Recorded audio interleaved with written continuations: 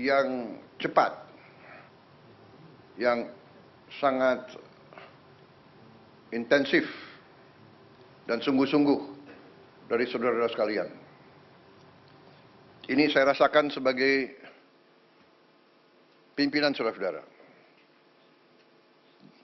Apa yang sudah kita capai tidak mungkin dilaksanakan tanpa kerja keras kita semua, tanpa kerja keras saudara-saudara sekalian. Sebagai tim, kita adalah satu tim. Tidak mungkin ada keberhasilan tanpa kerjasama tim yang baik. Ya, mungkin kita masih prihatin tim nasional sepak bola kita belum berhasil, tapi kita yakin pasti akan lebih baik di saat-saat akan datang. Ini juga ada tim yang baru, ya kan, pelatih baru, tim teknis baru. Jadi saya percaya kita akan mencapai hal yang baik. Ini sepak bola ini adalah sesuatu yang penting karena rakyat kita memang merasakan bahwa sepak bola itu menggambarkan tekad kita, menggambarkan semangat kita. Indonesia tidak boleh dianggap remeh oleh bangsa manapun di dunia. Termasuk terutama di hal-hal seperti olahraga. Saudara-saudara sekalian,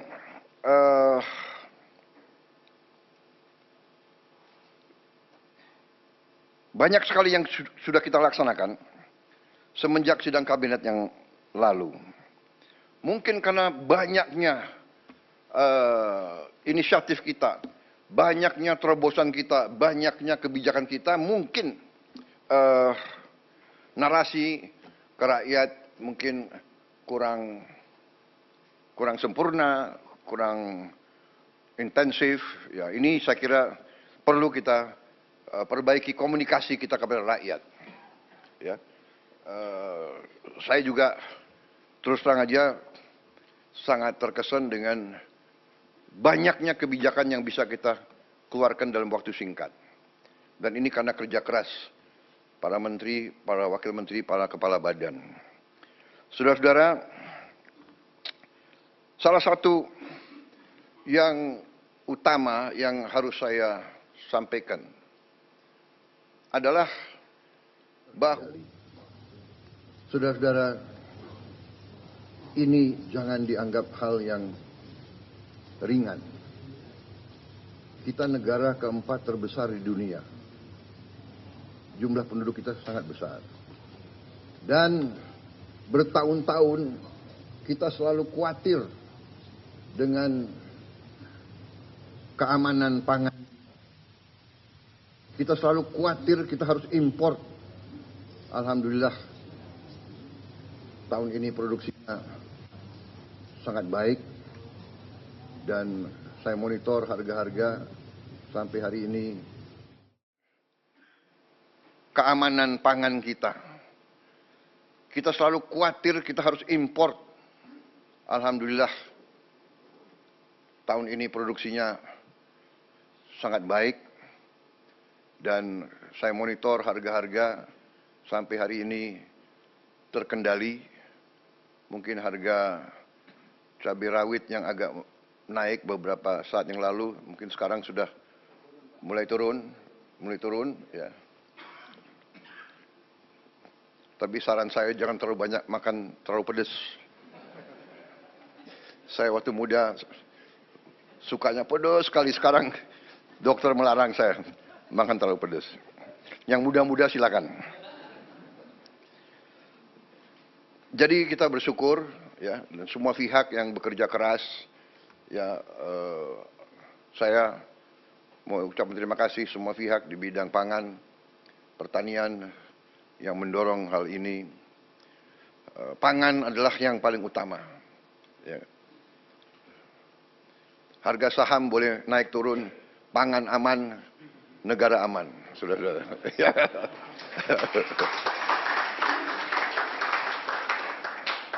Saya lihat yang stres harga saham turun hanya beberapa orang di antara kalian. Marwar, siapa lagi itu? Tranggono, mana Tranggono? Tranggono. Oh, duduk sebelahan itu. Ini nih. Mana lagi ya? Kalau Budiman enggak, Budiman tenang aja karena enggak punya saham dia.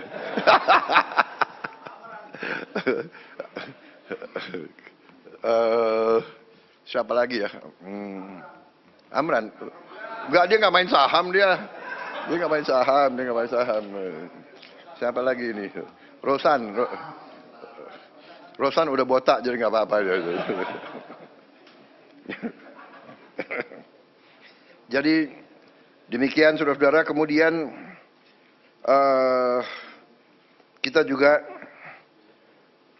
boleh sekarang mulai bangga makan bergizi gratis sudah menjangkau 38 provinsi dan sekarang sudah 2 juta penerima manfaat.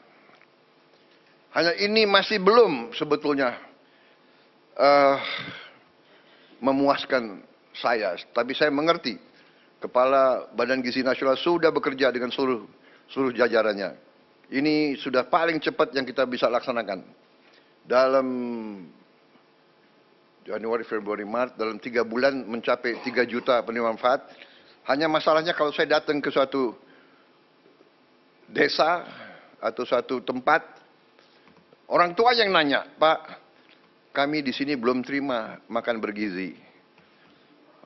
Jadi ini sesuatu yang mengusik hati saya. Mereka dengar di desa sebelah sudah, dia dengar di sekolah sebelah sudah, dia belum bisa. Saya sampaikan, Bu, kita berusaha sekeras tenaga, tapi kita tidak mungkin seketika, negara kita sangat besar. Mohon sabar. Tapi saya minta ya, Kepala BGN dengan semua jajaran berpikir inovatif, kreatif.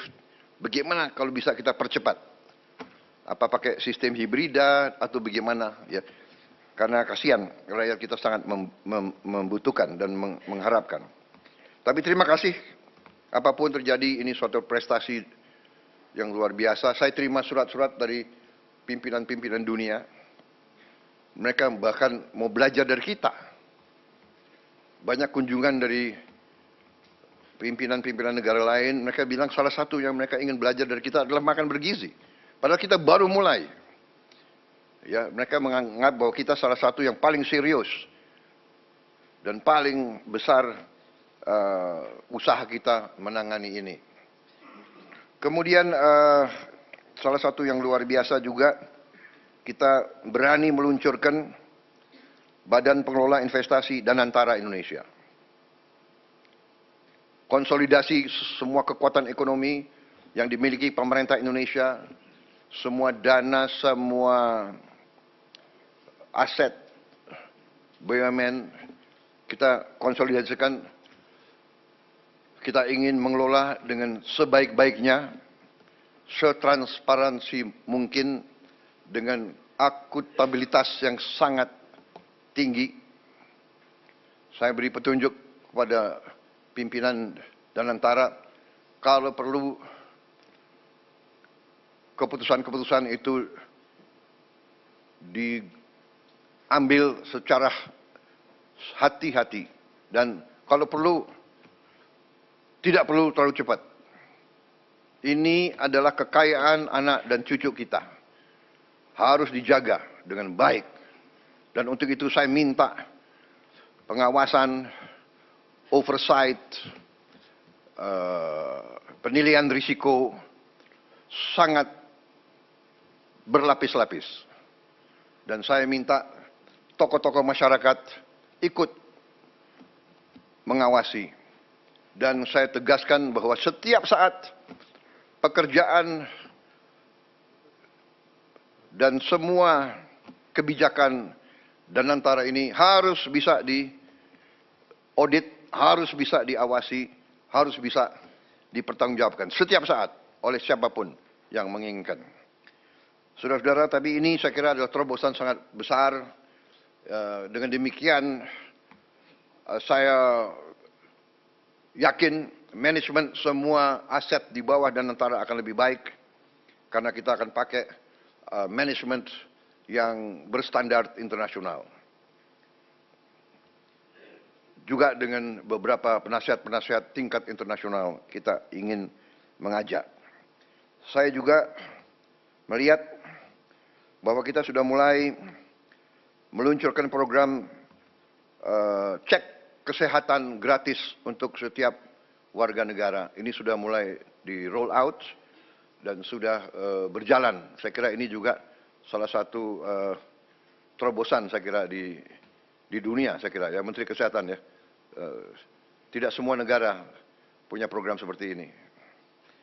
Kemudian kita juga mengeluarkan peraturan pemerintah nomor 8 tahun 2025, yaitu kewajiban menyimpan devisa hasil ekspor sumber daya alam di dalam negeri bagi semua perusahaan yang menerima kredit dari bank pemerintah dan yang menggunakan aset milik negara bersifat HGU atau HTI atau hak pakai.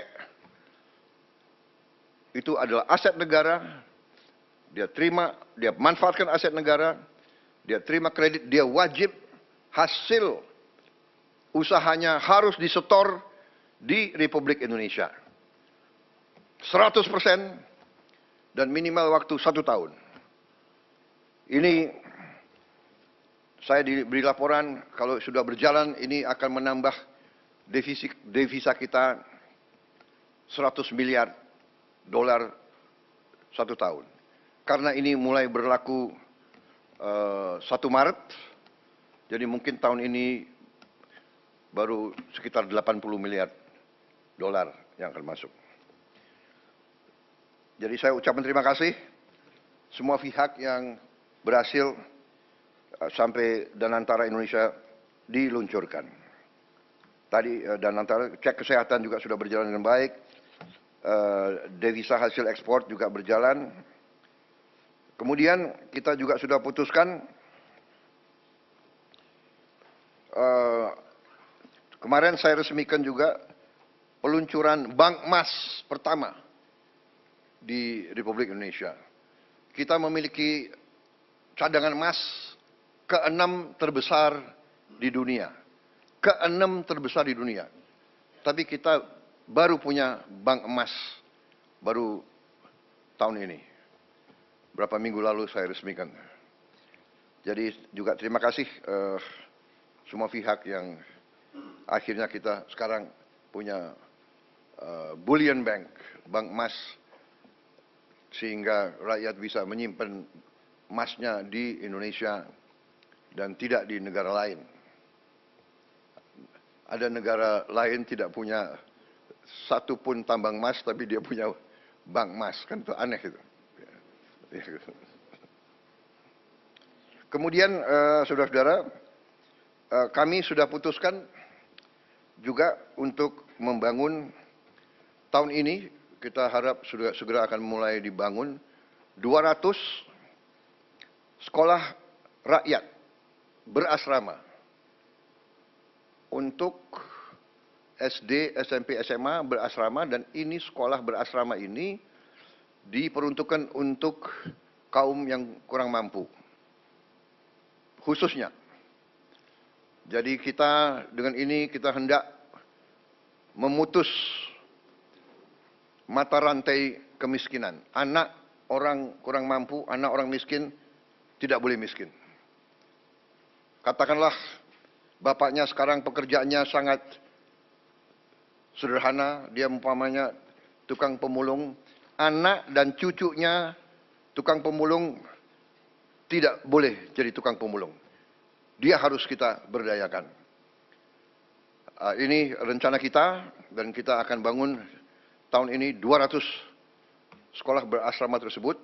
Satu sekolah akan terdiri, kita harapkan 1.000 murid. Mungkin tahun-tahun pertama akan belum sampai 1.000, tapi nanti saya berharap ya Menteri Sosial, Menteri Dikdasmen, mungkin berapa? Dalam 6 bulan bisa mencapai 1.000 murid masing-masing sekolah? Bisa? Hah? Tahun 4? Tahun depan? Tahun depan ya? Tanggal berapa? Coba dicatat. Loh iya harus bertanggung jawab itu ya. Rakyat minta hasil yang cepat, saudara-saudara. Ya, ini sangat penting dan yang akan segera kita resmikan 53. Yang segera mungkin 3 bulan ini bisa kita resmikan 53 sekolah. Ternyata Kementerian Sosial sudah punya gedung-gedungnya, sudah punya arealnya, jadi tinggal kita renovasi sedikit. Kita ingin segera 53, sisanya yang 147 akan segera menyusul. Kita harap tiap tahun 200, sehingga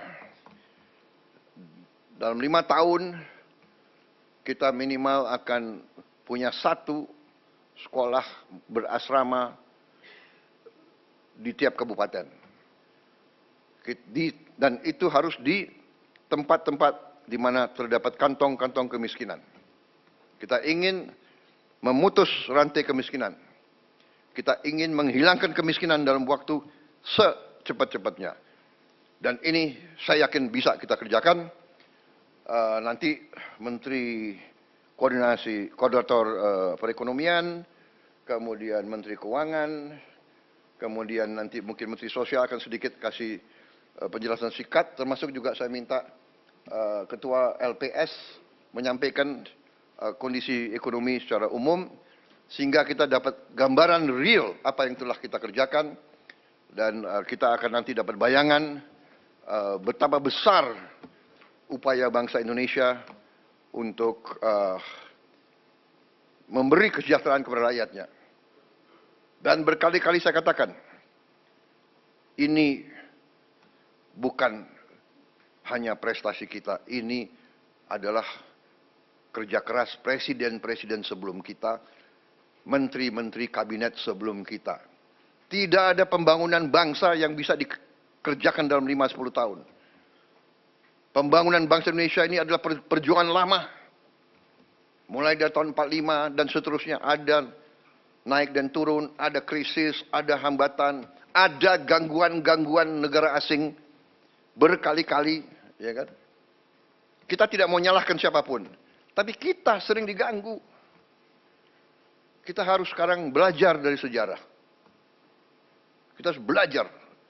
Dan sekarang kita semua unsur harus berjiwa besar.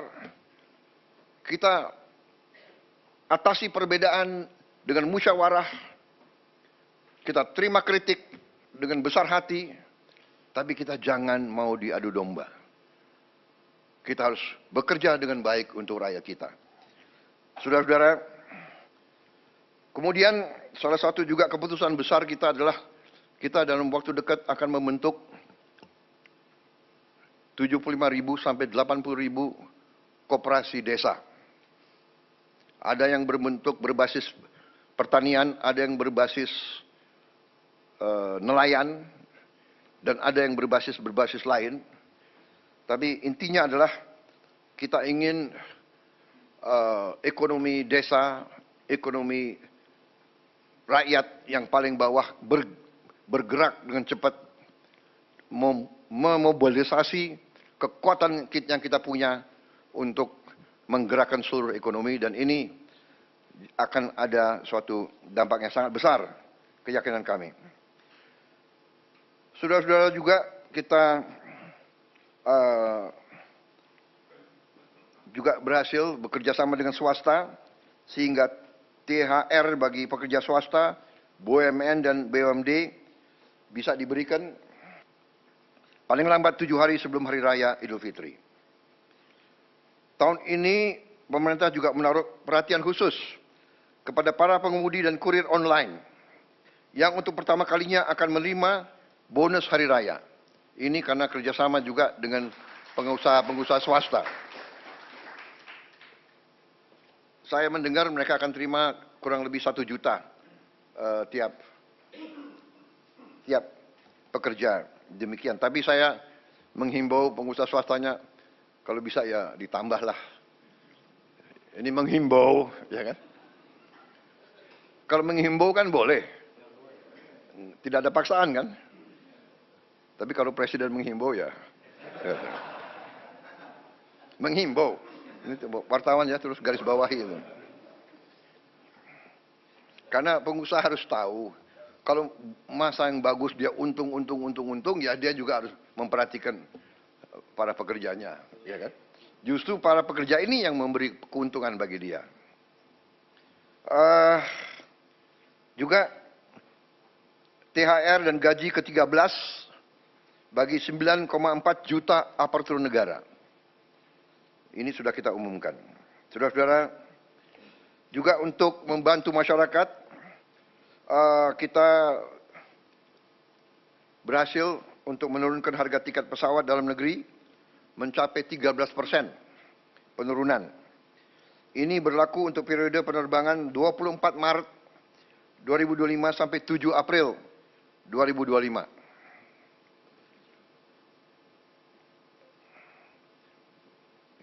Nanti Presiden juga akan menghimbau, kalau bisa ditambah, tapi menghimbau. Enggak, ini sudah luar biasa. Kemudian penurunan tarif jalan tol sebesar 20% di berbagai ruas jalur mudik selama 2 minggu. Juga diskon 25% penurunan harga untuk tiket kereta api sesuai tanggal yang ditentukan. Juga saya ucapkan terima kasih beberapa kementerian lembaga mengeluarkan kebijakan untuk membantu mengurangi beban masyarakat dengan memberi bantuan mudik gratis. Hingga juga ada diskon mencapai 50% untuk provider seluler dari Kementerian Komdigi.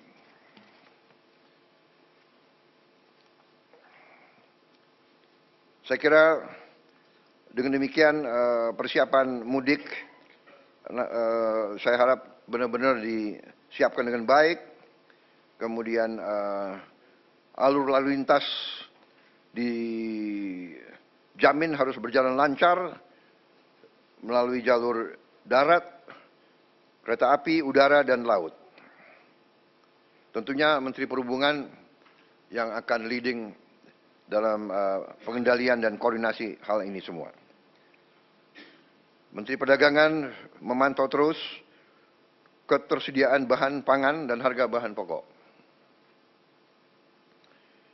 Juga kita antisipasi bahwa di sektor pariwisata ini juga akan meningkat dan perlu antisipasi dari Menteri Pariwisata hal-hal yang harus disiapkan. Tentunya segi keamanan Polri, TNI, BIN, Kemenhub, BUMN, dan kementerian lain ikut semuanya membantu untuk memantau keamanan. Di bidang industri dan tenaga kerja juga berjalan baik. Saya juga minta pelayanan publik terutama semua rumah sakit harus siap, semua fasilitas kesehatan, juga sektor perbankan disiapkan dengan baik. Peringatan dan informasi cuaca, saya juga mohon terus masyarakat diberi informasi terus-menerus. Saudara-saudara sekalian, saya kira demikian pengarahan saya, petunjuk-petunjuk saya tentang persiapan ke arah Hari Idul Fitri. Tapi pada garis besarnya saya ucapan terima kasih kepada semua menteri, semua kepala badan yang telah bekerja keras. Dan saya kira untuk yang terbuka sudah selesai. Terima kasih media. Sekarang adalah paparan dan pengarahan tertutup untuk konsumsi kita sendiri dalam rangka persiapan ke depan. Terima kasih. saudara sekalian.